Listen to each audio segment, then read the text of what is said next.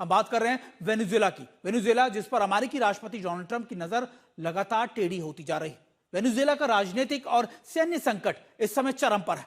अमेरिकी राष्ट्रपति Donald Trump ने नशीली दवाओं की तस्करी के खिलाफ कड़ा कदम उठाए। उन्होंने ऐलान किया है कि वेनेजुएला को एयर स्पेस पूरी तरीके से बंद कर दिया जाएगा।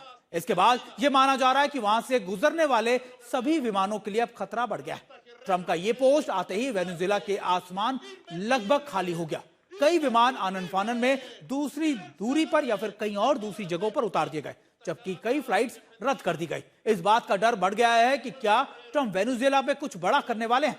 हालांकि यह वेनेजुएला के राष्ट्रपति निकोलस मदुरो का पर दबाव बढ़ाने का एक रणनीति भी हो सकती है, जिसे अमेरिका नार्को टेररिज्म का नाम दे रहा है। मदुरो ने इसे उपनिवेशवादी धमकी करार दिया है। वहीं ट्रंप बार बार चेतावनी दे रहे हैं कि मदुरो ने दिन गिनने अपने शुरू कर दिए हैं। 27 नवंबर को थैंक्सगिविंग डे पर भी सैनिकों को संबोधित करते हुए ट्रंप ने कहा कि अमेरिका बहुत जल्द वेनेजुएला के अंदर ड्रग तस्करों पर हमला शुरू कर देगा।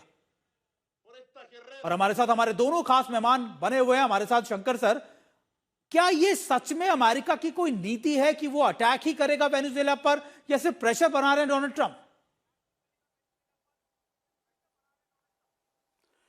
देखिए, सबसे पहली बात तो ये समझ लेनी चाहिए कि एक तो American president Nobel peace prize लेना चाहते हैं, वो ये सब जगह वॉर रुकना चाहते हैं और खुद वॉर के एक तरह से हवा फैला रहे हैं। एक बात तो आप मान के चलिए कि अमेरिकन ट्रुप्स कभी भी वो अपने ट्रुप्स को वेनेजुएला पे लैंड नहीं करेंगे, जिसको हम कहते हैं बूट्स ऑन द ग्राउंड। वो अमेरिका की जो पॉपुलेशन है, अमेरिकन जो हैं, दे कैनॉट एक्सेप्ट, वो कभी इस सूरत में एक्सेप्ट नहीं करेंगे ह्यूमन कैजुअलिटीज, सोल्जर्स की कैजुअलिटीज। आपने देखा पिछले 1.5-2 महीनों में वेनेजुएला ने भी काफी तैयारी की, ऐसा नहीं है कि उन्होंने कोई तैयारी नहीं की है। अगर ग्राउंड पे कोई एक्शन हुआ तो वेनेजुएला भी एक्शन करेगा, हालांकि हारेगा यूक्रेन की तरह, लेकिन अमेरिका को भी नुकसान पहुंचाएगा जो अमेरिकन को कभी एक्सेप्ट नहीं हो पाएगा। तो मेरा मानना यह, एक तरीके से अमेरिकन ने आइसोलेट किया है वेनेजुएला को प्रेशर बनाने के लिए, और प्रेशर बना रहे हैं या तो वो जो उनके मुर्दों हैं, जो भी है प्रेसिडेंट, उनको या तो वो असैसिनेट कराने की कोशिश करेंगे, उनको खास तौर से अब वहां की जो सरकार है उसको बदलना है। तो उसके लिए मैं ये मानकर चलता हूं कि physical attack is most unlikely, aerial attack हो सकता है, सी की तरफ से कुछ अटैक हो सकता है, लेकिन वो नॉन कॉन्टैक्ट वॉर करेंगे, ट्रुप्स टू ट्रुप्स कॉन्टैक्ट को कभी नहीं करेंगे, because they cannot accept a single casualty. Non contact action वो अवश्य करेंगे। इसी प्रकार से वो उस पर प्रेशर डालते रहेंगे। इसका एक अच्छा नमूना दिख भी रहा है दुनिया में।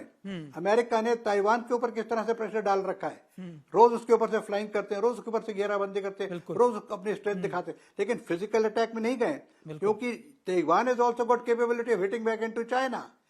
तो इस प्रकार से मैं समझता हूं कि ट्रंप साहब की स्ट्रैटेजी वही है कि इसको आइसोलेट करके इसके घुटने टिकाए जाए, इसका सब आना जाना बंद कर दें, इसको इकोनॉमिक सैंक्शंस कर दें, इस प्रकार की हरकतें करेंगे।